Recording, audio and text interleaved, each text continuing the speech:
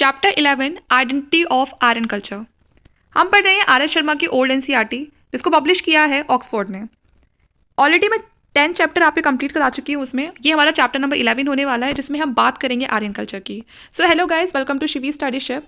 आज हम पढ़ने वाले हैं आर्यन कल्चर के बारे में। ऑलरेडी इससे पहले मैं आपको बता चुकी हूँ, चैप्टर 10 तक हम कंप्लीट कर चुके हैं, जिसमें लास्ट टाइम हमने पढ़ा था हड़प्पा सिविलाइजेशन के बारे में, जिसमें हमने जाना था कि इंपॉर्टेंट साइट्स कौन सी थी हड़प्पा की और कहाँ से हमें किस तरह के एविडेंस मिलते हैं, जिनके बेसिस पे हम बता सकते हैं कि कहाँ पर वीट, बार्ले और भी उस समय जो भी चीज़ें होती थी, जिस भी तरह की प्रैक्टिसेस की जाती थी, हमें उनके होने का पता चलता है।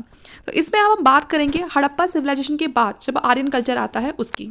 ठीक है, तो चलिए अपने चैप्टर को स्टार्ट करते हैं। वीडियो अच्छी लगे तो प्लीज़ लाइक करना, शेयर करना और चैनल को सब्सक्राइब कर लेना।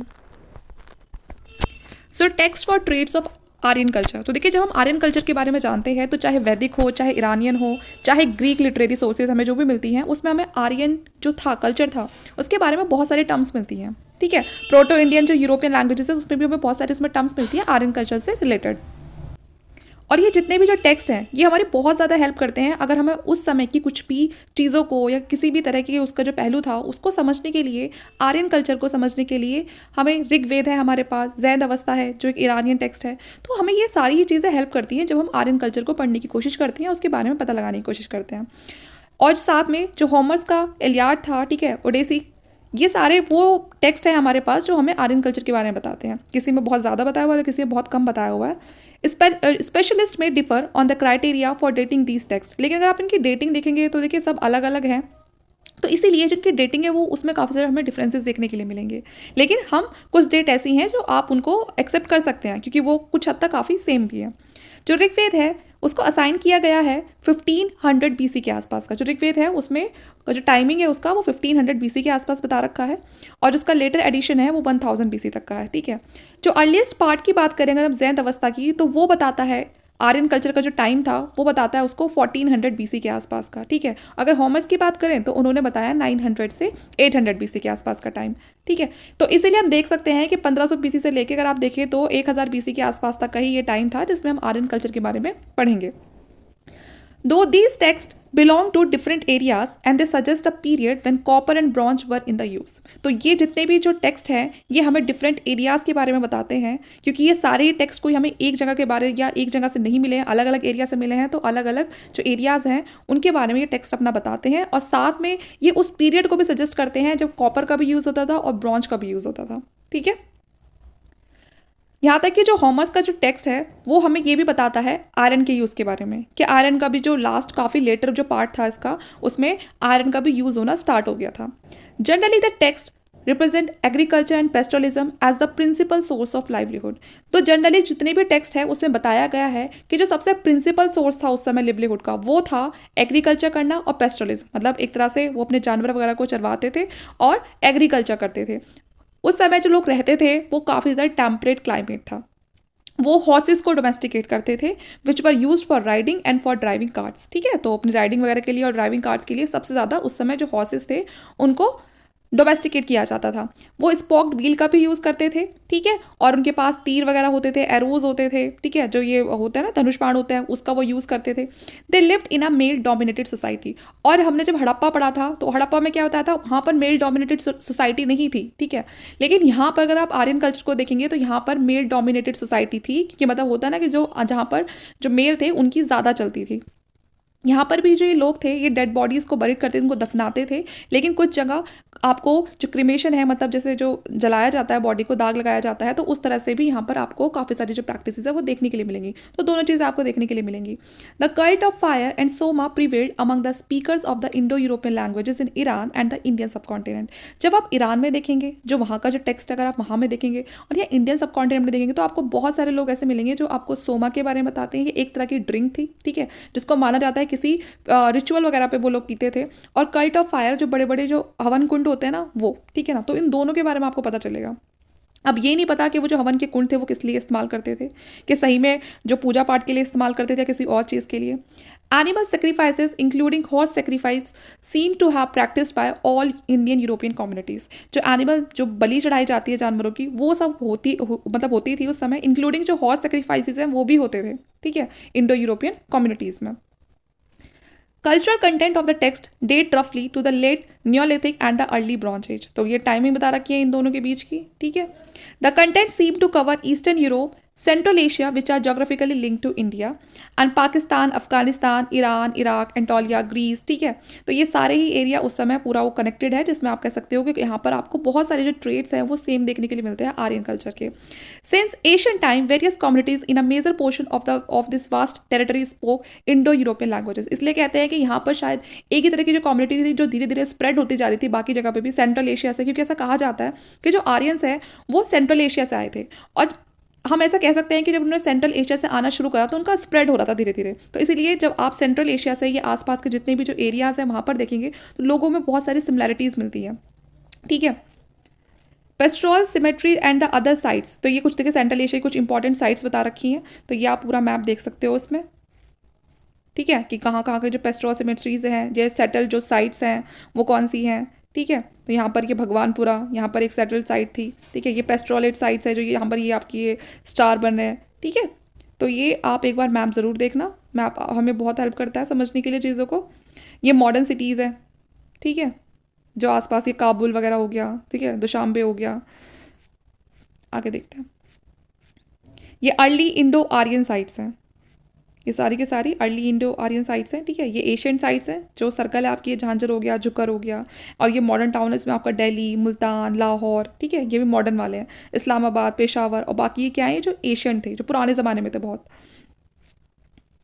जो क्लाइमेटिक कंडीशन थी, birds, animals, trees revealed by the cognate word suggest the Aryan did not live in warmer areas, ठीक है। तो ऐसा सजेस्ट किया जाता है उस समय कि अगर हम बर्ड्स एनिमल्स को देखें कि जो आर्यंस थे वो किसी वार्मर एरिया में नहीं रहते थे। फिर therefore have to be seek the speaker of the early Indo European languages in the temperate zone. कैसे, कौन सा क्लाइमेट था उनका, टेम्परेट जोन वाला जो एरिया था वहाँ पर रहते थे, और उस समय जो टेम्परेट जोन था वो था हमारा ईस्टर्न यूरोप का और सेंट्रल एशिया का, ठीक है। We may recall that the genetic signal that passed from generation to generation in human being linked together speaker of the Indo-European languages। तो देखिए यहाँ तक कि अगर आप जो ईस्टर्न यूरोप या सेंट्रल एशिया से जो भी जो आर्यंस है जो आए हैं और वो जहाँ भी स्प्रेड हुए हैं, अगर आप अभी भी वहाँ के लोगों के अगर जेनेटिक्स अगर आप चेक करके देखते हो तो उसमें मतलब काफ़ी हद तक वो क्या लगता है, वो सिमिलर मिलते हैं आपको। Genetic marker called the M17 which prevail in 40% people of the central Asia steppes also found frequently in the Indo Aryan speaker. या मतलब सेंट्रल एशिया में रहने वाले जो लोग थे, ठीक है, स्टीप्स क्या होते हैं, ग्रासलैंड होते हैं जो आपको सेंट्रल एशिया में मिलते हैं, तो वहाँ के 40% जो लोग हैं वो आपको ऐसे दिखेंगे, मतलब उनमें, और जो यहाँ पर जो इंडो आर्यन जो आए थे उनमें आपको इतनी सारे जो लोग हैं उनकी सिमिलैरिटीज़ मिलेंगी, ठीक है। In the Hindi speaking area of Delhi it is found 35% people and this suggest is migration of Indo Aryan from the central Asia. और यहाँ तक कि दिल्ली वाले एरिया तक भी आपको 35% ऐसे मिलेंगे जो बहुत ज़्यादा, जिनके जेनेटिक मार्कर जो M17 है मतलब वो बहुत ज़्यादा सिमिलर है यहाँ दिल्ली वाले जो एरिया वहाँ पर रहने वाले लोगों में भी, और जो वहाँ पर सेंट्रल एशिया से आए हैं उनमें भी। तो इससे आप समझ सकते हो कि जो सेंट्रल एशिया से जो लोग थे वही स्प्रेड होकर धीरे धीरे यहाँ पर इंडिया में आए, और यही जो लोग हैं वो आगे चल के इंडो आर्यन अपने आप को बताने लगे, ठीक है। तो ये काफ़ी बड़ा हम कह सकते हैं कि बहुत बड़ा एक अपने आप में ही प्रूफ है कि जैसे हम कह सकते हैं कि जो आर्यंस है वो कहाँ के रहने वाले थे, सेंट्रल एशिया के, क्योंकि जब भी तो उनके जेनेटिक्स सेम मिलते हैं, वरना तो क्यों मिलेंगे।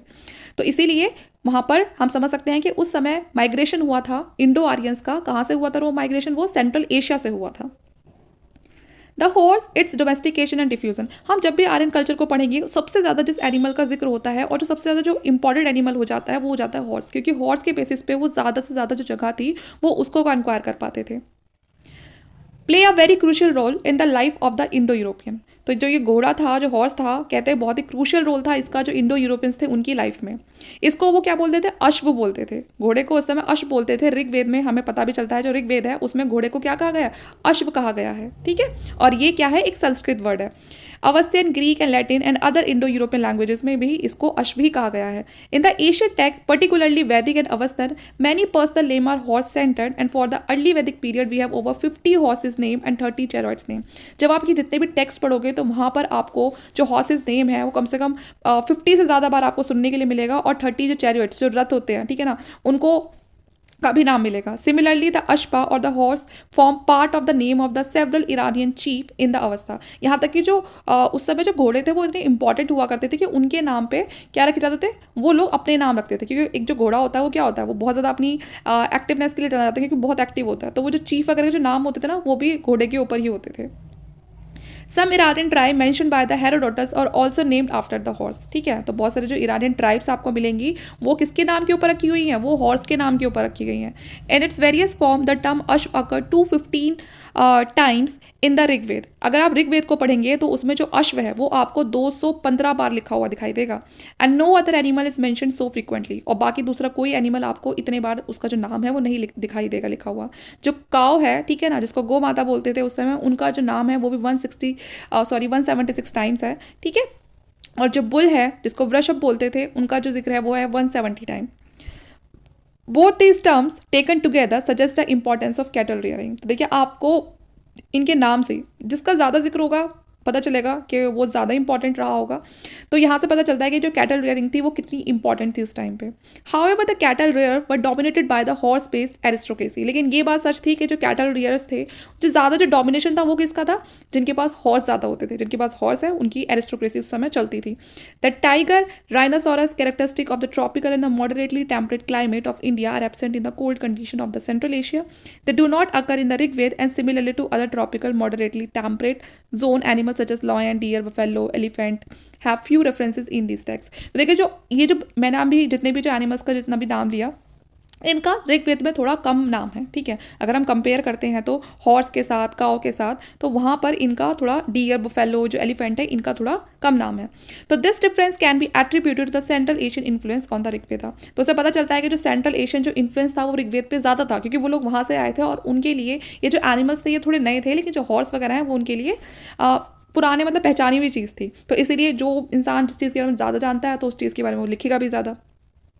The Rigved devoted two complete hymns in praise of the horse and almost all the Vedic gods are associated with it। ठीक है, तो उनके कुछ अपने कुछ जो हिम्स वगैरह होते हैं वो घोड़े की तारीफ में वो भी लिखी हुई हैं ऋग्वेद में। And this is in particular applies to Indra and his companion and the Maruts through the Vedic people frequently pray for the praja and the pashu. तो यहाँ तक कि जब वो जो वैदिक पीपल हैं वो जब पूजा करते थे इंद्र देवता से या बाकी जो उनके देवता थे उनसे कुछ मांगते थे, तो वो दो ही चीज़ मांगते थे, या तो अपने बच्चों के लिए है ना पूजा करते थे वो, या फिर पशु के लिए। ठीक है ना, and they also specifically ask for the horse. और यहाँ तक कि भगवान से अलग से अपने हॉर्सेस के स्वास्थ्य के लिए भी, या उनको हॉर्स मिल जाए, ऐसी दुआ भी करते थे। In the Avesta, cattle wealth seems to be more significant, but the horse has its own importance. अवस्था को जब आप पढ़ेंगे, जो ये ईरानियन टेक्स्ट है, तो वहाँ पर कैटल को ना उस समय वेल्थ माना जाता था। उस समय ये देखिए पैसा ये सब चीज़ें तो होती नहीं थी, एनिमल्स उनके सबसे ज़्यादा काम आते थे, तो इसलिए एनिमल्स को ही उस समय अपनी वेल्थ समझा जाता था। तो यहाँ पर जो कैटल है वो बहुत सिग्निफिकेंट चीज़ थी उनके लिए, लेकिन हॉर्स की अपनी एक अलग ही जगह थी। Both the horse and the chariot repeatedly occur in a prayer mode to the Avasthian Mitra, who is same as the god Mitra in the Rigveda. ठीक है, तो उस समय जो घोड़ा और जो घोड़े को चलाने वाला या फिर जो उसका रथ होता था, है ना, उसका एक अलग ही महत्व था। ठीक है, और इस चीज़ को दिखाया भी हुआ है ऋग्वेद में। The adjective sweet horse is applied in the अवस्था टू सेवरल डिविनिटीज। तो मतलब उस समय जो लोग थे वो बिल्कुल जैसे कि एकदम हवा की तरह चलने वाला घोड़ा मांगते थे, मतलब जो इतनी स्पीड से चले बिल्कुल। तो इस तरह से वो भगवान से प्रे करते थे कि उनका घोड़ा जो है वो एकदम हेल्दी रहे या उन्हें ऐसा घोड़ा मिल जाए। The text refer to the prayer to the god that king be granted swift horses and the strong son. तो ये दुआ यही मांगते जो राजा वगैरह थे कि उनको एक बहुत ही अच्छा घोड़ा मिल जाए और साथ में एक strong son. The horse and the horse drawn chariots are equally important in Homer's. जब आप होमर्स की बातों को पढ़ेंगे, उसके टेक्स्ट को पढ़ेंगे, तो वहाँ बताया कि जो हॉर्स होता है और जो हॉर्स को चलाने वाला जो होता है, ठीक है, जो उसका सारथी होता है और साथ में जो चैरियट होता है, जो रथ होता है, बहुत ही इक्वली उनको इंपॉर्टेंट माना जाता था। इक्वरी और the person in charge of the horse belonging to the chief is a common term of the Odyssey and the Vedic Iranian Greek text leave no doubt that the earliest speaker of the Indo European language were well acquainted with the horse. तो सभी आप किसी भी text को पढ़ लो, उसमें यही कहा गया है कि वो जो घोड़ा था उस समय वो बहुत ही ज़्यादा उनके लिए इंपॉर्टेंट हुआ करता था। तो इसीलिए कोई डाउट ही नहीं है इस बात पे कि जो हॉर्स है उसकी उस समय क्या वैल्यू रही होगी, क्या इंपॉर्टेंस रही होगी। Earliest domesticated horse is found as considerable distance from the Indian subcontinent. It is significant as the largest number of horse appear to have been in the area between the Dnieper River in the west and the Volga River in the east. शुरुआत में अगर आप horses देखोगे तो जैसे हमने देखा था हड़प्पा सिविलाइजेशन जब हमने पढ़ी थी तो वहाँ पर हॉर्स वगैरह को लोग नहीं जानते थे, लेकिन यहाँ पर जो सेंट्रल एशिया वाले थे ये घोड़ों को जानते थे, क्योंकि उनके यहाँ पर ये जो एनिमल था ये था, लेकिन यहाँ इंडिया में उस समय हड़प्पा सिविलाइजेशन के टाइम पे उन लोगों ने नहीं देखा था। तो उसका मतलब यहाँ पर उस समय नहीं था। तो इन जो हॉर्स है उनको कौन लेकर आया होगा अपने साथ? आर्यन वाले जो लोग हैं, जो आर्यन से वही लेकर आए होंगे। The earliest evidence of the horse is found in the south Ural region. तो पहली बार जो हमें एविडेंस मिलता है हॉर्स के मिलने का वो हमें यूराल रीजन से मिलता है और ब्लैक सी के आसपास मिलता है। ठीक है, and the horse is found in Anatolia which lake close to the Black Sea. तो ये जो एंटोलिया है जी जगह है ये ब्लैक सी के ही बिल्कुल पास है, तो यहाँ पर भी हमें हॉर्स के होने की जो एविडेंस है वो मिलते हैं। Horses are found in the large number in the south Siberia. उसके बाद अगर आप थर्ड मिलेनियम बीसी है, अगर आप वहाँ देखेंगे तो आपको थर्ड मिलेनियम बीसी के आसपास आपको हॉर्सेज मिलेंगे। कहाँ पर? वो भी साउथ साइबेरिया में। The use of horses underwent a longest gestation period. Along its existence was known around 600 BC in the area. तो ये पूरा उसका टाइम बताया हुआ है कि 6000 जो BC है उसके आसपास पता चलता है हमें घोड़ों का जो एग्जिस्टेंस था उसके बारे में। ठीक है, और कब इसका फिर जो यूज़ है वो कब बहुत ज़्यादा बढ़ गया, जो एक जनरल यूज़ में ही आ गया यूरेशिया के आसपास, तो वो था 2000 BC के आसपास। ठीक है, तो अब जो हॉर्सेज हैं उनका अच्छा खासा यूज़ होने लगा था। Sorry. The earliest inscriptional evidence of the use of the horse in the Western Asia in Antilochia is the second half of the 9th century. तो ये पूरा उसका टाइम बताया हुआ है कि जहाँ से हमें पूरे तरह से इंस्क्रिप्शनल एविडेंस मिलने शुरू हो गए कि जो हॉर्सेज हैं उनका यूज़ होता था वेस्ट एशिया में। It effective use in the western Asia is ascribe to the Kassite invasion of the Babylonia in 1595। तो हम सबको पता है जो बेबीलोना जो ग्रीक वगैरह में वहाँ पर घोड़ों का बहुत इस्तेमाल होता था। ठीक है, When the horse first figured in Babylon, it was called the ass from the mountain. अब आगे देखते हैं। अब जानते हैं वॉर चैरियट के बारे में। ठीक है, तो अब वो इन सब घोड़ों का, इन रथ वगैरह का उसमें जोड़ के तभी तो वो बड़े बड़े युद्ध करते थे। तो यहाँ पर जितने भी हमें इंडो यूरोपियन को देखा है तो वाइडली वहाँ पर बहुत ज़्यादा यूज़ किया जाता था घोड़ों का, और उनमें जो चैरियट होता है उसको बांध के। ठीक है, तो ये जो चीज़ थी ये वैदिक पीपल वाले भी जानते थे, और जो अवस्थियन थे ईरान में रहने वाले उनके टेक्स्ट के हिसाब से वो भी जानते थे इस चीज़ को, और जो होमर्स है उनके टेक्स्ट के हिसाब से वो लोग भी जानते थे। उस समय जो चैरियट रेस है उसको भी कराया जाता था। हमने वाजपेयी जो सेक्रीफाइस है वो भी जब पढ़ाया हमने, मैंने जो बाकी जो हिस्ट्री के जो लेक्चर है उसमें कवर किया था कि जो वाजपेयी जो सेक्रीफाइस है वो भी घोड़ों के थ्रू ही किया जाता था। और ये जो प्रैक्टिस थी वाजपेयी सेक्रीफाइस की, ये ना केवल सिर्फ हमें वैदिक टेक्स्ट में मिलती है लिखी हुई, बल्कि जो ग्रीक प्रैक्टिस है माना जाता है कि वहाँ पर भी ये होती थी। ग्रीक में भी इस तरह की जो प्रैक्टिस हैं वाजपेयी सेक्रीफाइस, ठीक है ना, जिसमें घोड़े को खुला छोड़ दिया जाता है और वो जहाँ तक भी जाएगा वो सारा जो एरिया है वो उसका हो जाएगा जिसका वो घोड़ा है ना। और अगर दूसरा देने से मना करता है तो फिर होगी दोनों के बीच में वॉर। तो ये चीज़ ग्रीक में भी होती थी और फिर बाद में यहाँ पर वैदिक कल्चर में भी देखी गई है, तो यहाँ पर इंडियन सब कॉन्टिनेंट पे भी होती थी। जो व्हील चैरियट था अगर देखा जाए तो उसको ओरिजिनेट हुआ था वो वेस्टर्न एशिया में 4 मिलियन BC के आसपास। ठीक है, लेकिन धीरे धीरे फिर वो बढ़ता बढ़ता वो कहाँ पर पहुँच गया, वो रशिया में भी पहुँच गया कुछ टाइम बाद। अगर हम बात करें एविडेंस की कि जो सफिशिएंट एविडेंस हमें मिलता है एक चैरियट के एविडेंस मतलब एग्जिस्टेंस का, तो वो हमें 3000 BC के आसपास मिलता है।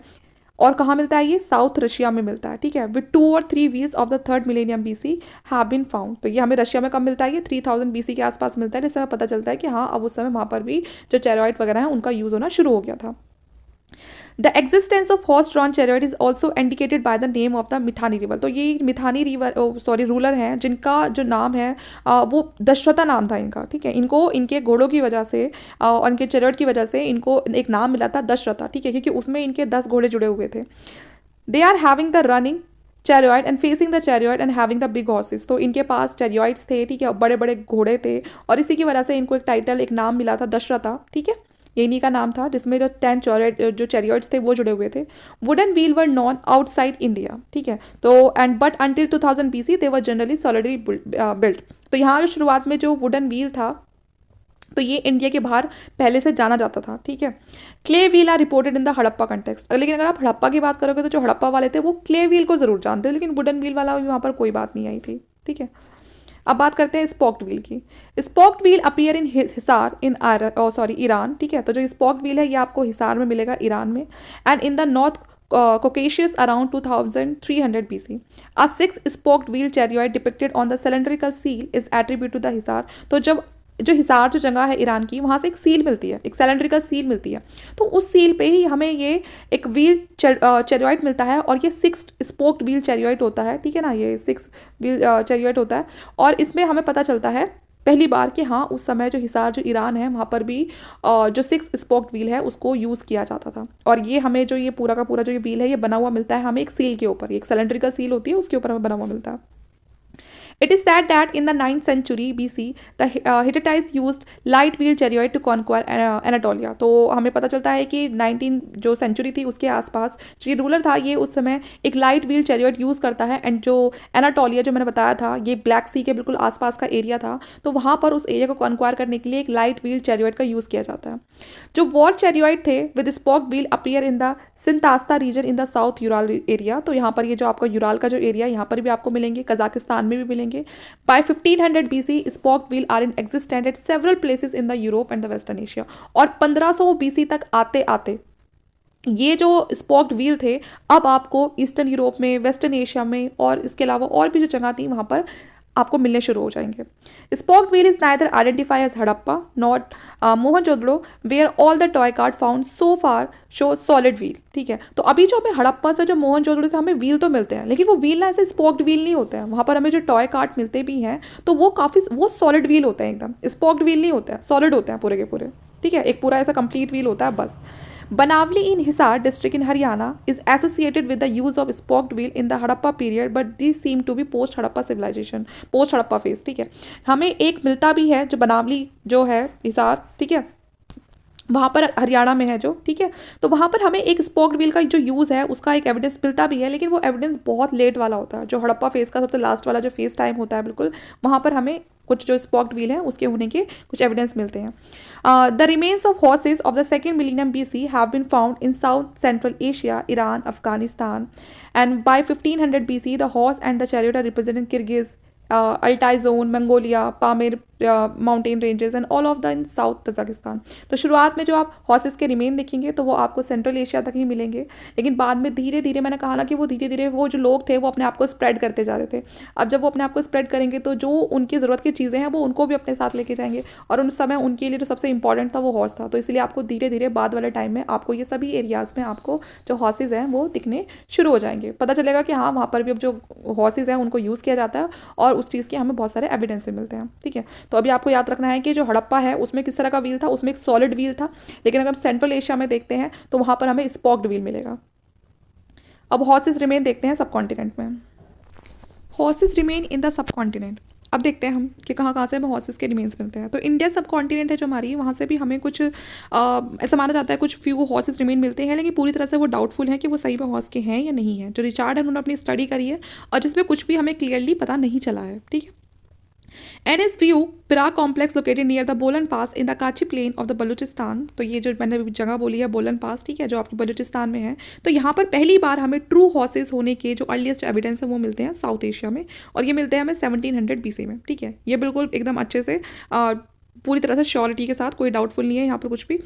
The remains of the horse and the horse furnishing dated to 1400 BC, तो ये टाइम बताया हुआ है। बट लेटर अगर आप बात करेंगे उनके कुछ बरियल्स वगैरह की, तो आपको जो नॉर्थ वेस्ट फ्रंटियर है पाकिस्तान का, तो वहाँ पर भी आपको कुछ एविडेंस मिलेंगे। ठीक है, जो घोड़े हैं उनको उस समय जब वो उनकी डेथ वगैरह होगी उनको दफनाया गया होगा, तो उनके जो बरियल्स वगैरह हैं वो मिले हैं। जो एग्जिस्टेंस है हॉर्स का वो शुरुआत में नॉर्थ वेस्ट में था, धीरे धीरे फिर उसने स्प्रेड करना शुरू करा इंडिया की तरफ। ठीक है, शुरुआत में वो इंडिया में नहीं थे बल्कि वो वेस्टर्न साइड पे थे, लेकिन बाद में धीरे धीरे जब स्प्रेड हुआ तो वो नॉर्थ इंडिया में आए। ठीक है, horse bone have been found in the overlapping layer, तो ये हमें ओवरलैपिंग लेयर्स में हमें इनके बारे में जानने के लिए मिलता है। ठीक है, and the Harappan culture at Bhagwanpura Haryana attributed to 1600 and 1000 BC। ठीक है, और ये जो हमें इस तरह से ओवरलैपिंग मिलती है बाद में जो हॉर्सेस के रिमेन्स की, वो हमें हड़प्पा का जो कल्चर है वहाँ से जो हरियाणा का जो एरिया है, ठीक है, 1600 से 1000 BC वाला, वहाँ पर मिलते हैं। तो ये साइड बता रखी है आपको भगवानपुरा, लेकिन यहाँ पर अब हड़प्पा कल्चर नहीं है। ठीक है ना, जिस समय की ये बात की गई है जो हॉर्सेस एविडेंस मिले हैं वो हड़प्पा कल्चर वाला टाइम नहीं है, अब ये आर्यन कल्चर वाला टाइम आ चुका है। Surktoda horses from Kutch area may have been contemporaries with the Prague horses, and the horse also appear in the later and the post-urban Harappa phase and the Mohenjo-daro and Harappa Lothal Roper, and the existence of the horse has not been reported from most recent excavation at Harappa in 1986 and 1995। अगर आप देखिए कुछ areas देखेंगे, ठीक है, जैसे कि आपको मोहनजोदड़ो का देखेंगे, हड़प्पा, लोथल, रोपर, तो यहाँ पर आपको कुछ एक चीज़ें हैं जो हॉर्स की, वो आपको लगेगा कि मतलब कुछ फेज उसका जो टाइम है वो ऐसा है कि यहाँ पर जो हॉर्स है उसके होने कुछ एविडेंस मिलते हैं, लेकिन जैसे कि मैंने कहा कि पूरी तरह से वो डाउटफुल रहे हैं। तो existence of the has not be reported from most recent excavation at Harappa in 1986-1995। तो यहाँ पर टाइम बता रखा है कि इसके बीच में कोई भी ऐसी रिपोर्ट नहीं आई है कि जहाँ से हमें जो हॉर्स के जो एग्जिस्टेंस है पूरी तरह से उस बात को श्योरिटी के साथ कहा गया हो कि हाँ वो सही में हॉर्स के हैं या नहीं है। Although numerous bones have been found in the excavation of Harappa site at Dholavira in Kutch and there is no indication of any bone of the horse। तो बाद में भी जो ये दूसरी साइड है यहाँ पर भी कुछ खुदाई वगैरह की गई है, लेकिन यहाँ पर भी किसी तरह कोई इंडिकेशन नहीं मिलता, क्योंकि यहाँ पर भी किसी तरह की कोई बोन आपको हॉर्स की नहीं मिलेगी। और जो मिली भी है वो काफ़ी ज़्यादा डाउटफुल है। जो बाकी जो ऊपर जो नॉर्थ वेस्ट वाला जो एरिया है जहाँ पर कभी जो हड़प्पा सिविलाइजेशन वो हुआ करती थी, तो वो सब चीज़ें काफ़ी ज़्यादा डाउटफुल है। जो एग्जिस्टेंस है हॉर्स का लेट हड़प्पा फेज में, ठीक है, at various places it consistence with the arrival in the Pirak and the south valley from the eastern century EC onward it becomes important in the non Harappa post Harappan culture of Pirak and Gandhara and the painted grey ware sites. ठीक है, तो जो हमें कुछ ऐसे doubtful जो remains भी मिलते हैं तो वो भी हमें बिल्कुल जो हमारा पोस्ट हड़प्पा कल्चर था, जब बिल्कुल हड़प्पा कल्चर का जब बिल्कुल हम कहेंगे तो एंड वाला जो टाइम चल रहा था, उसका एंडिंग टाइम चल रहा था, तो हमें वो कुछ एविडेंस जो कुछ रिमेन्स है वो भी हमें तभी के मिलते हैं, तो इंपॉर्टेंट भी हो जाता है हमारे लिए। पिट ड्वेलिंग का देखते हैं। Pit dwelling can be associated with the Aryan culture and may have originated in cold condition. तो देखिए जो पिट ड्वेलिंग थी हम सबको पता है, थोड़ा सा बेसमेंट में मतलब एक जो ज़मीन है उसको अंदर से खोदा जाता है, उसको एक रहने लायक बनाया जाता है। तो ऐसा यहाँ नहीं होता था पहले, ये होता था कोल्ड कंडीशन में, जहाँ पर मतलब जहाँ पर कोल्डर एरियाज़ हैं काफ़ी ज़्यादा, ठीक है, वहाँ पर जो कोल्ड एरियाज होता है वहाँ पर होता था। अराउंड 4500 BC जो हॉर्सेस यूजर थे यूक्रेन वगैरह में, ठीक है, lived in the semi subterranean houses in the addition to the surface one and with their eastward advance pit dwelling began in the Ural and Volga region in the 4th and 3rd million BC। तो ये आपका Ural और जो Volga reason है वहाँ पर pit dwelling system पहली बार शुरू हुआ था, ठीक है, and in the Andronovo culture of the central Asia the 2nd million BC। लेकिन फिर धीरे धीरे सेंट्रल एशिया तक भी पहुंच गया ये। बुरिया seem to have been developed in the imitation of pit dwelling and in the Swat valley some villages show large pit dwelling dating to around 1500 BC। ठीक है, तो जो आपको कुछ जो ब्यूरियल्स वगैरह हैं वो भी आपको दिखाई देंगी पिट ड्वेलिंग के आसपास ही, कि मतलब जहाँ लोग रहते थे वहीं आप आसपास जो अपने जो उनके वो होते थे रिलेटिव्स होते थे या उनके कुछ फैमिली मेम्बर्स होते थे, तो वो उनको भी वहीं दफन कर दिया करते थे। जब आप कुछ स्वेट वैली के आसपास कुछ विलेजेस वगैरह देखोगे तो वहाँ पर आपको लार्ज पिट ड्वेलिंग दिखेगी, वहाँ पर बहुत ज़्यादा है ये, ठीक है ना, जो पिट ड्वेलिंग है सबसे ज़्यादा वहीं पर ही है। They may be link to the migration because of post cremation burial और ऑल्सो एन एविडेंस। तो यहाँ पर भी आपको पता चलेगा कि जहाँ पर ये पिट ड्वेलिंग वगैरह है कि वहाँ पर भी आपको जो पोस्ट क्रीमेशन जो ब्यूरल्स हैं वो भी आपको देखने के लिए मिलेंगे, जैसे कि जो दाग वगैरह लगाते हैं मरने के बाद। The practice of pit dwelling prevailed in Burzahom, सबसे ज़्यादा जो आपको ये प्रैक्टिस मिलेगी यहाँ पर इंडियन सब कॉन्टिनेंट पे, ये आपको बुर्जो होम में मिलेगी, श्रीनगर के आसपास कश्मीर में, ठीक है, एंड ऑल्सो इन हरियाणा और हरियाणा में। This may be due to the Central Asian influence of the border of Kashmir, क्योंकि जब सेंट्रल एशिया से जो लोग आ रहे थे सबसे पहले वो इंडिया के उसी बॉर्डर पे, कश्मीर वाले बॉर्डर पे ही उन्होंने रहना शुरू करा था, ठीक है, तो वहाँ पर काफ़ी ज़्यादा इन्फ्लुएंस आपको सेंट्रल एशियन कल्चर है उसका देखने के लिए मिलेगा। अब बर्च की बात करते हैं, तो ये क्या था, ये वुड का यूज़ करते थे, जो आर्यंस थे वो वुड का यूज़ करते थे, ठीक है, along with underground houses. The birch is called the bhurja in Sanskrit, तो उसको क्या बोलते थे, भुर्जा बोलते थे। It has cognate in 6 Indo European language, इसके बारे में आपको अलग अलग 6 अगर आप टेक्स्ट देखोगे इंडो यूरोपियन के तो वहाँ पर आपको बार बार इसके बारे में पता चलेगा। Although this tree is found in a substantial part of the Eurasia including the Ukraine, it earliest remained appear in the Androvan settlement which was used to construct structure altogether with the pine and the cedar। तो इसका बहुत ज़्यादा जो use है वो आपको अलग अलग जगह दिखाई देगा, ठीक है, कुछ बहुत ज़्यादा अर्लीस्ट रिमेन्स आपको पता चलते हैं इसके होने के। Subterranean dwelling in particular were covered with the bark, तो उस समय जो भी वो ड्वेलिंग करते थे, मैंने कहा नहीं, बड़े बड़े वो गड्ढे जैसे खोद लिया करते ज़मीन के अंदर और उसको कवर करने के लिए फिर वो इसी का यूज़ करते थे, इसी ट्री का यूज़ करते थे। In medieval time many manuscript were written on the leaves of the birch tree, यहाँ तक कि अगर आप मेडिवल इंडिया में देखेंगे तो जो मैन्यूस्क्रिप्ट लिखी जाती थी उस समय पेपर्स नहीं होते थे, तो वो इन्हीं लीव्स पर लिखते थे, ठीक है, जो हम जो पढ़ेंगे उस समय टेक्स्ट वगैरह हैं तो वो इसी पे लिखे होते थे, लीव्स पर ही लिखे होते थे, बड़ी बड़ी लीव्स पर। अब बात करते हैं क्रीमेशन की, ठीक है, तो जैसे आपको हॉर्सेस के यूज़ दिखाई देंगे वैसे धीरे धीरे आर्यन ट्रेड्स में आपको क्रीमेशन भी डेवलप होता हुआ दिखाई देगा। हम सबको पता है आर्यन से पहले जो हड़प्पा कल्चर था वहाँ पर उस फेज़ में जो लोग थे वो उस समय पॉट ब्यूरियल्स हुआ करती थी या फिर वो अर्थ ब्यूरियल का यूज़ करते थे, मतलब लोगों को दफनाया जाया करता था, बल्कि उनका कोई क्रीमेशन वगैरह नहीं होता था। लेकिन जो क्रीमेशन था ये आर्यन ट्रेड से बहुत ही इंपॉर्टेंट था। तो चाहे आप वैदिक टेक्स्ट को देख लो, अवस्थियन को देख लो, चाहे जो होमरिक टेक्स्ट है उसको देख लो, सब इस बात का सपोर्ट करते हैं कि जो क्रीमेशन है वो स्टार्ट हो गया था, जो कि मैच्योर हड़प्पा कल्चर तक वो ऐसा कुछ भी नहीं होता था, ठीक है, जो क्रीमेशन वगैरह सीन है वहाँ पर ऐसा कुछ भी नहीं था। उसके बाद देखिए जो पोस्ट क्रीमेशन ब्यूरियल है वो एक एविडेंस है जो आपको अलग अलग साइट्स पर दिखेगा, जिससे पता चलेगा आपको कि जो पोस्ट क्रिमेशन ब्यूरियल है is an evidence eight several site in the extension area of the Harappa culture in Gujarat. तो मतलब जो हड़प्पा कल्चर था, जो गुजरात में जो कभी हड़प्पा कल्चर का जो एरिया था, वहाँ पर भी आपको पोस्ट क्रिमेशन जो ब्यूरियल है वो देखने के लिए मिलती है। तो एक काफ़ी बड़ा एविडेंस है। It is difficult to date it in this area. तो डेट का तो पता लगाना मुश्किल है। द एविडेंस है Surkotada is doubtful. In any case even we have a liberal view of the chronological position, the practice can not date to earlier than the 2000 BC। तो आप जितने भी अगर उस समय की जो भी हमें चीज़ें मिलती हैं, अगर आप उसकी टाइमिंग का पता लगाना शुरू भी करोगे तो वो सब आपको आसपास 2000 BC के आसपास ही देखने के लिए मिलेगी। कहीं ना कहीं जो स्टार्ट कर देती है पोस्ट अर्बन फेज़ की बिगनिंग को स्टार्ट कर देती है। मतलब कोई वाला टाइम था कि पोस्ट अर्बन फेज़ है वो स्टार्ट हो गया था। Its introduction may be attributed to the contact with the outside area where the practice began much earlier। और जो ये प्रैक्टिस है ये दूसरे जो एरियाज़ है ना, मतलब दूसरे जो अगर आप बाहर वाले जो एरिया देखोगे तो वहाँ पर बहुत पहले शुरू हो गई थी, जो इंडिया में इतनी लेट आई है क्रिमेशन वाली। It is difficult to argue for human cremation on the basis of burn bone of birds and animal. Cremation as an old 5th millennium BC and archaeologically its instances are found in Holland, Germany, Eastern Europe, Iraq, Afghanistan, Kazakhstan। तो ये सारे area हैं जहाँ पर archaeology ये बताती है कि यहाँ पर जो क्रिमेशन जो प्रैक्टिस है वो की जाती थी। It is not clear when and where this practice was adopted by the horse user. लेकिन ये नहीं कह सकते कि ये जो प्रैक्टिस है, ठीक है, ये हॉर्स यूज़र ने कब स्टार्ट करी अपने हॉर्सेस के लिए। दे practised it in Europe and Asia, including the Chinese part of the Eastern Central Asia. Horses uses occur in the Swat Valley in the second half of the second millennium। लेकिन अगर आप देखें तो जैसे मैंने आपको बता दिया कि ये जो प्रैक्टिस है ये ना केवल सिर्फ जो वेस्टर्न में होती थी बल्कि यूरोप, एशिया, कुछ चाइनीज़ पार्ट भी थे सेंट्रल एशिया की ईस्टर्न साइड पे, वहाँ पर भी ये प्रैक्टिस की जाती थी। इंडियन सब कॉन्टिनेंट की बात करें तो कुछ अर्लीस्ट एविडेंस हमें मिलते हैं इस प्रैक्टिस को किए जाने के लिए। जो हॉर्स यूजर्स थे वो करते थे।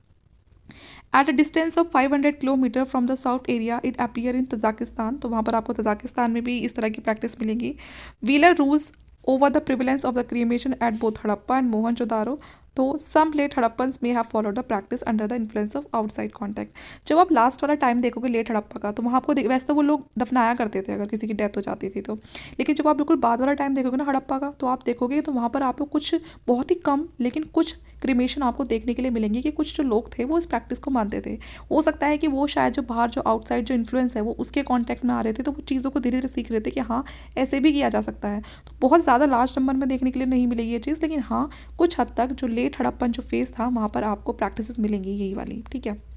हो सकता है उनके आउटसाइड कॉन्टेक्ट्स की वजह से उन पर यह इन्फ्लुएंस आ रहा था। अब बात करते हैं फायर कल्ट की। तो उस समय के हमें जो कुछ हवन कुंड वगैरह है वो भी मिलते हैं। और ये एक ऐसा स्पेशल ट्रेट है जो ना केवल हमें इंडो जो आर्यंस है वहाँ पर देखने को मिला है, बल्कि जो इंडो ईरानियन है वो भी इसका यूज़ करते थे। जो फायर अल्टर है वो उसकी जो मेंशन है वेदी के नाम से मेंशन है, जो हमें ऋग्वेद में मिलते हैं। तो मतलब ऋग्वेद वाले लोग जानते थे, फायर अल्टर्स का यूज़ वगैरह करते थे। और जो अवस्था है जो ईरानियन टेक्स्ट है वहाँ पर भी हमें पता चलता है कि वो जो लोग थे वो फायर वर्शिप करते थे, आग की पूजा करते थे। तो इसलिए वहाँ पर भी फायर कल्ट का होना हमें समझ आता है। कुछ जो स्कॉलर्स हैं उन्होंने कंसिडर किया है कि जो फायर कल्ट है वो हड़प्पा वाले लोग भी जानते थे उस बारे में, क्योंकि बहुत सारे जो फायर कल्ट्स हैं वो आपको लोथल वाला जो रीजन है गुजरात का उस समय के जो हड़प्पा का था वहाँ से मिलते हैं। यहाँ तक कि जो कालीबंगन है राजस्थान का तब भी मिलते हैं। लेकिन बहुत ज़्यादा डाउटफुल है कि वो लोग इन्हें यूज़ किस लिए करते थे, क्योंकि वो किसी ऐसे देवी देवता को तो जानते नहीं थे कि ये आग के देवता हैं तो इनकी पूजा की जाए।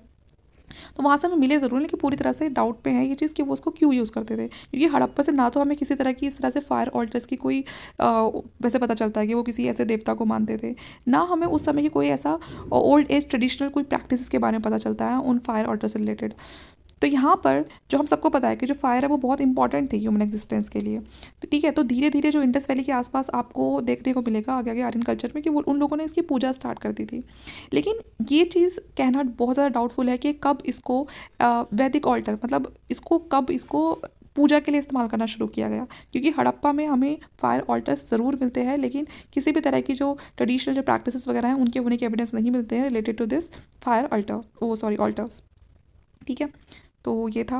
बाकी कुछ हमें जो वैदिक फायर ऑल्टर्स हैं वो हमें दिखाई देते हैं यूक्रेन में भी, ठीक है। लेकिन वो भी पूरी तरह से डाउटफुल हैं, क्योंकि उनका भी नहीं पता कि वो किस लिए यूज़ होते थे। जैसे कि हमें हड़प्पा वालों का नहीं पता, तो यहाँ पर भी हमें क्लियर नहीं है कि जो यूक्रेन में जो हमें मिलते हैं, क्योंकि कुछ ऐसे भी वहाँ पर भी कुछ ऐसा एविडेंस नहीं मिलता कि वो उसको वर्शिप के लिए यूज़ करते थे या फिर किसी और चीज़ के लिए यूज़ करते थे। अब बात करते हैं द कल्ट ऑफ सोम। तो जैसे मैंने बताया कि जो सोम है एक तरह की ड्रिंक हुआ करती थी, और इस ड्रिंक को जो अवस्थियन लैंग्वेज है वहाँ पर भी इसको बताया गया है इसके बारे में। तो जो ईरानियन लोग थे, जो वैदिक लोग थे, दोनों ही इस चीज़ को यूज़ करते थे। जो आइडेंटिफिकेशन की गई है उस समय के सोम प्लांट की, कि वो जो सोमा जो ड्रिंक थी, वो जो प्लांट था, वो असल में था कौन सा, तो काफ़ी लॉन्ग डिबेटेड रहा है ये। और ऐसा कहा गया है कि जो एफेड्रा जो प्लांट है, ठीक है ना, उसी को उस समय जो सोम प्लांट है वो कहा गया है। उसकी जो स्मॉल टिक्स होती हैं उनको एक बड़े से वेसल में रखा जाता था, और उसी को वो रिचुअल के टाइम पे उसको वो एज अ रिचुअल ड्रिंक पिया करते थे, ठीक है। और ये कहाँ पर होता था, जो टेम्पल था तोगोलोक 21 मार्जिनिया में, साउथ ईस्टर्न तुर्कमेनिस्तान में, ठीक है। तो वहाँ पर ही ऐसा कहा गया है कि जो एफेड्रा प्लांट है ये शायद वही है जिसको उस समय सोम कहा जाता था। This identification have been accepted by many scholar. तो इस बात को बहुत सारे जो स्कॉलर्स उन्होंने माना है, और बाकी जो रिसर्च है वो अभी भी चल रही है। स्वास्तिका क्या था? Sometime the Swastika N Asian symbol formed by a cross with equal arms. हम सबको पता है जो स्वास्तिका एक सिंबल होता है जो हिंदू धर्म में बहुत ही इंपॉर्टेंट है। तो ये जो इस तरह का जो मार्क है वो आर्यंस भी इस्तेमाल करते थे। It acquired a global catcher when the Nazis adopted it. यहाँ तक कि जो नाजीज थे उन्होंने भी इसको जो सिंबल है इसको अडॉप्ट किया था as a symbol of unadulterated आर्यनिज्म, ठीक है ना। तो यहाँ तक कि जो नाजीज थे उन्होंने भी जो स्वास्तिका जो सिंबल है उसको यूज़ किया था। Unknown to Vedic literature, the term appeared in the next of the early Christian century when it had an auspicious connotation in the religious art. तो अकॉर्डिंग टू मैके जो स्वास्तिक जो सिंबल है वो ओरिजिनेट हुआ था इलाम में, ठीक है। तो ये भी यहाँ पर इंडिया सब कॉन्टिनेंट पर ओरिजिनेट नहीं हुआ था जो स्वास्तिक सिंबल है, ठीक है। Much earlier than 2000 BC when it's figured in the Harappa culture. यहाँ तक कि जब हमें हड़प्पा कल्चर में ही मिलता है उससे 2000 BC से पहले, मतलब पहले का जो टाइम था, तो वहाँ पर ये इलाम में पहले से ही हमें इसके होने के एविडेंस मिलते हैं। इन the south Tajikistan it figured around 1200 BC। और तजाकिस्तान का जो साउथ है वहाँ पर हमें 12,000 BC के आसपास जो स्वास्तिक सिंबल है इसका पता चलता है। It appear that by this time it had been adopted by the Aryans. और उसके बाद फिर जो ये स्वास्तिक का जो सिंबल है इसको जो आर्यंस है उन्होंने भी अडॉप्ट कर लिया था, ठीक है। और ये बहुत ही इंपॉर्टेंट है एक ब्राह्मणिकल कल्चर सिंबल के लिए, मतलब जो ब्राह्मणिकल कल्चर है उसका एक बहुत ही इंपॉर्टेंट सिंबल है। स्वास्तिका के बारे में हम सभी जानते हैं, हम ज़्यादातर कोई भी घर में पूजा होती है तो हमेशा ये जो सिंबल होता है इसको बनाते हैं। लैंग्वेज और इंस्क्रिप्शनल एविडेंस की बात करें तो लैंग्वेज बहुत इंपॉर्टेंट एट्रीब्यूट है आर्यन कल्चर का। Linguistic have reconstructed the proto Indian European language which started around the 7th और द 6th मिलेनियम BC। तो ये इंडो यूरोपियन जितनी भी जो लैंग्वेजेस है, अगर हम इनकी रिकंस्ट्रक्शन की बात करें तो सब आपको 7th और 6th मिलेनियम BC के आसपास ही दिखेंगी। जो इंडो यूरोपियन लैंग्वेजेस है उनको डिवाइड कर दिया गया है ईस्टर्न और वेस्टर्न ब्रांचेस में, क्योंकि देखिए जब इतनी ज़्यादा कोई एक बड़े लेवल पे कोई चीज़ स्प्रेड हो रही है तो पक्का चेंजेस तो आने ही आने हैं। तो इसलिए उसमें बाद में उसको डिवाइड कर दिया गया, क्योंकि कुछ ईस्टर्न और वेस्टर्न जो लैंग्वेजेस थी उसमें कुछ डिफरेंस आ चुके थे। Phonetic development took place in the eastern branch that is proto Indo Iranian, ठीक है। तो जो भी फोनेटिक डेवलपमेंट आते हैं इन ईस्टर्न ब्रांच में उसको क्या कहा गया है, proto Indo Iranian. However inscription evidence of the proto Indo Iranian और the Indo Aryan language does not date to earlier than 2200 BC, ठीक है। तो ये से पहले का जो टाइम है। The first linguistic traces of its figure on the tablet of the dynasty of agate in Iraq. तो कुछ हमें पहले जो लिंग्विस्टिक जो ट्रेसेस मिलते हैं वो हमें मिलते हैं, एक डायनेस्टी है इराक की अगादे, ठीक है ना। तो इनकी एक टैबलेट होती है उस पर लिखे हुए हमें कुछ एविडेंस मिलते हैं। दिस इंस्क्रिप्शन मैंशन 2 नेम्स, और इस इंस्क्रिप्शन में हमें 2 नाम मिलते हैं उस समय के, एक तो अरिसेन और सोमासेन, ठीक है। तो हो सकता है कि उस समय जो वो डायनेस्टी थी उसके इंपॉर्टेंट रूलर थे। हिटाइट इंस्क्रिप्शन फ्रॉम एनाटोलिया, जो एनाटोलिया से हमें एक इंस्क्रिप्शन मिलता है जो बताता है हमें speaker of the western branch, ठीक है ना। जो अभी मैंने कहा ने उसको 2 ब्रांच में बांट, इंडो यूरोपियन जो लैंग्वेजेस को 2 पार्ट में डिवाइड कर दिया था। तो ये जो ऊपर वाला तो हमने देख लिया, ये तो ईस्टर्न वाले हो गए। वेस्टर्न में कौन थे, जो ये एंटोलिया वाला जो मैंने आपको बताया, जो हिटाइट इंस्क्रिप्शन है ये वेस्टर्न कल्चर को शो करती है, ठीक है, जो इंडो यूरोपियन का है, 19 से 7th सेंचुरी के आसपास का है जो। सिमिलरली मैकेथियन इंस्क्रिप्शन जो हमें ग्रीस से मिलता है indicate the arrival of speaker of this branch in the 14th century. तो 14th सेंचुरी के आसपास जो स्पीकर्स थे इस लैंग्वेज के, तो उसके बारे में बताता है। जो स्पीकर थे ईस्टर्न ब्रांच के are represented in the inscription of Kassites Mitannians in Mesopotamia from the 16th to 14th century. अगर आपको ईस्टर्न ब्रांच वाले जो स्पीकर्स हैं उनके बारे में जानना है तो आपको इंस्क्रिप्शन मिलेगी, जो कैसाइट्स है उनकी इंस्क्रिप्शन है, और एक मेसोपोटामिया में जो मिटानी है उसकी इंस्क्रिप्शन है। तो 16 और 14th सेंचुरी के आसपास आपको जिनके भी स्पीकर्स ईस्टर्न ब्रांच वाले जो स्पीकर थे उनका जो जिक्र है वो आपको इस टाइम के जो इंस्क्रिप्शन है वहाँ मिलेगा। But there are no such inscription in India, लेकिन अभी इंडिया में इस तरह का कोई भी इंस्क्रिप्शन नहीं मिला है। It is therefore absurd to argue that speaker of the Indo European languages spread from India to Mesopotamia. तो ऐसा भी कहा गया है, कुछ स्पीकर्स ऐसा भी आर्ग्यू करते हैं कि जो मेसोपोटामिया तक गए, ठीक है ना, वो इंडिया से फैलना शुरू हुआ है। मैनी मुंडा वर्ड्स, तो ये भी वही है कि सिर्फ आर्ग्यू है, प्रूफ कुछ नहीं है इस बात का। Many Munda words figure in the Rigveda and evidently they entered this text in the post Harappan phase, ठीक है, क्योंकि कुछ जो मुंडा वर्ड्स हैं उनको फिगर आउट किया गया है किसमें, ऋग्वेद में, ठीक है। Had the Vedic people moved to the northwest and the Munda words would have also surfaced in that area। हम सबको पता है कि जो वैदिक पीपल है उन्होंने कैसे मूव करना शुरू करा है, नॉर्थ वेस्ट, नॉर्थ वेस्टर्न की साइड पर उन्होंने मूव करना शुरू करा है। तो हो सकता है कि जो कुछ मुंडा वर्ड्स है वो भी उनके साथ उसमें चले गए हों। मतलब होता है जब दो लोग, दो कम्युनिटी अलग अलग कॉन्टैक्ट में आती है तो बहुत सारे जो वर्ड्स है, कल्चर है, वो एक्सचेंज हो जाता है। लेकिन some Russian linguistic consider the region south of the Caucasus to be original home of the Indo European languages. लेकिन यहाँ पर कुछ जो रशियन लिंग्विस्ट हैं वो कहना चाहते हैं कि यहाँ पर, ठीक है ना, जो एरिया है, जो साउथ ऑफ द कोशेसिस जो एरिया है, यहाँ ही बिल्कुल ये ओरिजिनल होम है किसका, इंडो यूरोपियन लैंग्वेज का, क्योंकि मतलब यहीं से शुरुआत हुई है, वो कहीं से और से नहीं आया, बल्कि यहाँ शुरुआत हुई है फिर वो कहीं गई है। This include Eastern Anatolia and Northern Mesopotamia. Through Eastern Anatolia is far from the Black Sea area where the early horses were domesticated. तो हमने पढ़ा था ब्लैक सी के आसपास जो एनाटोलिया वाला पार्ट था वहाँ पर जो डोमेस्टिकेशन है हॉर्सेज की वो स्टार्ट हुई थी। Neither the horse nor other characteristic trait of the Indo European culture traceable to the Eastern Anatolia. लेकिन अगर आप उसी एनाटोलिया के ईस्ट में जाओगे और किस टाइम पे, 6th और 5th BC के अगर आप आसपास जाओगे, ठीक है, तो वहाँ पर आपको ना तो किसी हॉर्स के एविडेंस मिलेंगे ना किसी इंडो यूरोपियन कल्चर के एविडेंस मिलेंगे, ठीक है। The finding of the Russian linguistics support the earlier hypothesis of the Jordan Childe that the Anatolia was the original home of the Aryan। तो यहाँ पर जो आपको ये जो बताएंगे जो जॉर्डन चिल्डे हैं, ठीक है ना, ये इस बात का सपोर्ट करते हैं कि जो एनाटोलिया है वही ओरिजिनल होम है किसका, आर्यंस का। This view was recently reinforced by the Renfrew, and according to him, agriculture and the Indo-European language originated in Eastern Anatolia around the 7th millennium BC। उसके बाद एक और जो साइंटिस्ट है वो आते हैं और वो भी क्या कहते हैं कि जो एग्रीकल्चर है और जो इंडो यूरोपियन लैंग्वेजेस हैं वो कहाँ पर ओरिजिनेट हुई है, वो ईस्टर्न एनाटोलिया में ओरिजिनेट हुई हैं 7th मिलेनियम BC के आसपास।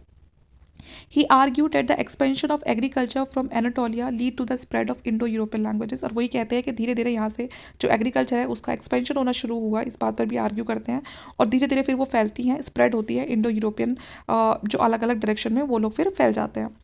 However, much earlier cereal or cultivated at Mesolithic site near Jerusalem around 10,000 BC and transition to full-fledged agriculture took place in Palestine area around 7,000 BC। तो ये बता रखा है कि जो सबसे पहले जो सीरियल्स है वो कल्टीवेट हुई थी मेसोलिथिक साइट थी जो जेरूसलेम वहाँ पर, ठीक है, और फिर धीरे धीरे पूरी तरह से फिर वो फैलती गई, उसके बाद वो पैलेस्टाइन वाले एरिया तक पहुँची 700 BC।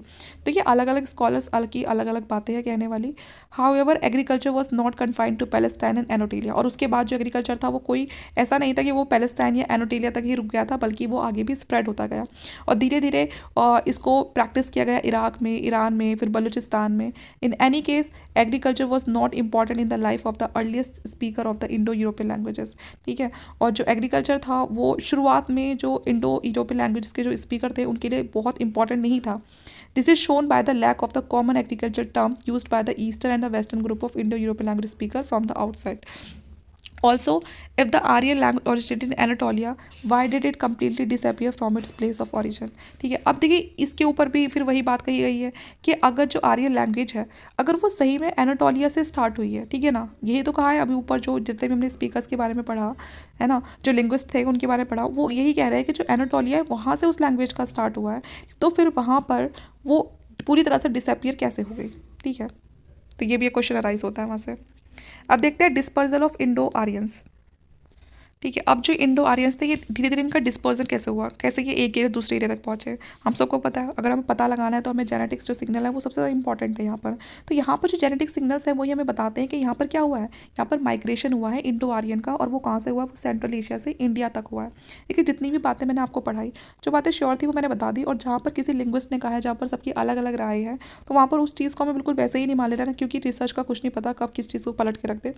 तो यहाँ पर वो जो अलग अलग स्कॉलर्स थे, जो अलग अलग आर्कियोलॉजिस्ट है, वो उन्हीं की बातें हैं, तो हमें ध्यान सब रखना है। लेकिन ऐसा नहीं है कि वो बिल्कुल श्योरिटी के साथ उस चीज़ को बता रहे हैं, क्योंकि बहुत सारी चीज़ें अभी भी डाउटफुल है। जैसे कि अभी बहुत सारे जो स्कॉलर्स हैं उन्होंने कहा कि जो एनाटोलिया है सॉरी, वहीं से वो आर्यंस था का घर था, ठीक है, वही उनका होम था। लेकिन फिर पूरी तरह से वहाँ से कुछ टाइम बाद सब कुछ डिसअपियर कैसे हो गया, तो उस चीज़ का किसी को नहीं पता। अब आगे कह रहे हैं कि डिस्पर्सल कैसे हुआ इंडो यूरोपियंस का, तो यहाँ पर हम जेनेटिक्स से देखेंगे। तो वो जो जेनेटिक सिग्नल है वो हमें बताते हैं कि माइग्रेशन हुआ है इंडो आर्यंस का सेंट्रल एशिया से इंडिया में। एक जो जेनेटिक कैरेक्टरिस्टिक है हम सबको पता है, वो हमारे ब्लड में प्रेजेंट होता है, जो ह्यूमन सेल होते हैं उसमें प्रेजेंट होते हैं, और उसको हम डीएनए बोलते हैं, ठीक है। और ये हेरिडिटरी होते हैं जो एक जनरेशन से दूसरी जनरेशन में पास होते हैं। कुछ स्पेशल जेनेटिक सिग्नल जो आपको steep people of Central Asia में दिखाई देंगे, जो मतलब सेंट्रल एशिया में जो रहते हैं, जो लोग रहते थे, उनमें जिस तरह के आपको जेनेटिक सिग्नल दिखाई देंगे, ठीक है, वही सेम चीज़ें आपको जो बाकी जो लोग हैं दूसरे एरिया के वहाँ पर भी दिखाई देंगे। तो देखिए यहाँ पर पहले इनकी बात करते हैं। तो some special genetic signal appear in the steppe people of Central Asia from one and to the other 8000 BC। तो ये जो टाइमिंग बता रखी है, इनके बीच के जो लोग थे यहाँ पर, ठीक है, इनमें जो जेनेटिक सिग्नल है, these genetic indication are called M17, ठीक है। तो इस जेनेटिक सिग्नल को हमने क्या नाम दिया है, M17 दिया है। They are found in more than 40% people of the central Asia. और जो ये जेनेटिक सिग्नल है ये कम से कम 40% से ज़्यादा लोग सेंट्रल एशिया के ऐसे हैं जिसमें हमें ये जेनेटिक इंडिकेशन दिखाई देती है M17। When scientist looked for them in Delhi they discovered these in more then 35% of the Hindi speaker. और जब यही M17 साइंटिस्ट ने चेक करने की कोशिश करी जो दिल्ली में रह रहे जो लोग थे, तो ऐसा डिस्कवर किया गया कि यहाँ पर 35% से ज़्यादा जो हिंदी स्पीकर लोग हैं उनमें भी ये M17 मिलता है, but only in the 10% of the Dravidian speaker. लेकिन जो द्रविडियन स्पीकर है उनमें सिर्फ 10% मिलता है। Biologist place of the Indo Aryan migration from central Asia after 8000 BC। तो इससे हमें पता चलता है कि 8000 BC के बाद से ही जो इंडो आर्यंस थे, जो सेंट्रल एशिया में रह रहे थे उस समय, उन्होंने माइग्रेट करके वो कहाँ पर है, वो भारत में है। But linguistic and archaeologist dated 2000 BC। लेकिन जो लिंग्विस्टिक है और जो आर्कियोलॉजिस्ट है वो क्या कहते हैं, ये कब हुआ, ये 2000 BC के अराउंड हुआ। तो यहाँ पर फिर से कॉन्फ्लिक्ट आ गया दोनों बातों में, लेकिन हमें ये कन्फर्म हो गया कि हाँ, लोग आए कहाँ से थे, सेंट्रल एशिया से आए थे। We also notice a striking similarity in the use of past tense in the Russian and many Indo-European languages. In Russia, one uses ya cheetal, I read, and ya pisel I wrote. L ending past tense is used in Bengali. तो यहाँ पर देखिए कुछ words हैं जो आपको बंगाली में देखने के लिए मिलेंगे, असम में देखने के लिए मिलेंगे, जो कि ऑलरेडी बिलोंग किससे करते हैं, जो रशियन है उनसे। और या Maithili, Bhojpuri, Magahi. It is also use in Marathi, यहाँ तक कि मराठी में भी ये यूज़ होता है ये जो वर्ड है। And some time in Rajasthan. In Punjabi it is rare and linguistic can better explore Russian links with the Indo Aryan languages. तो इसलिए हमें जो लिंग्विस्टिक है वो ऐसा बताते हैं कि जो कुछ रशियन लिंक, जो कुछ उनके वर्ड्स ऐसे हैं जो आपको इंडो यूरोपियन लैंग्वेजेस से काफ़ी ज़्यादा लिंक्ड मिलेंगे। But the genetic evidence about the Indo Aryan migration decisive. जैसे कि हमने पढ़ लिया कि जो उनके जेनेटिक सिग्नल है वो किससे मिलते हैं, जो सेंट्रल एशिया से जो लोग आए थे उनसे। तो ये पूरा चैप्टर यहाँ पर खत्म हो चुका है। तो चैप्टर अब मैं उम्मीद करती हूँ आपको अच्छे समझ आ गया होगा, ठीक है। तो कुछ भी चीज़ यहाँ पर देखो श्योर नहीं है, हिस्ट्री में जो ये वाला जो पार्ट है यहाँ पर कुछ भी श्योर नहीं है, ठीक है। ये चीज़ के पर्टिकुलरली वहीं से आई है, क्योंकि बहुत सारी जो रिसर्च है वो टाइम पे चलती रहती हैं, और अपने जो उनकी जो रिसर्च के अकॉर्डिंग जो भी रिजल्ट निकल कर आता है उस हिसाब से फिर तुरंत हिस्ट्री चेंज भी हो जाती है। तो यहाँ पर जितना भी इंफॉर्मेशन इस बुक में थी वो मैंने आपको बताने की कोशिश करी है। नीचे क्रोनोलॉजी है, आप चाहे तो उसको पढ़ सकते हैं, जो अपने ऊपर पढ़ा है वही इसमें है। तो यहाँ पर ही हमारा चैप्टर खत्म हो जाता है। तो वीडियो अच्छा लगे तो प्लीज़ लाइक करना, शेयर करना, और हमें कमेंट करके भी ज़रूर बताना कि आपको ये लेक्चर कैसा लगा। Thank you.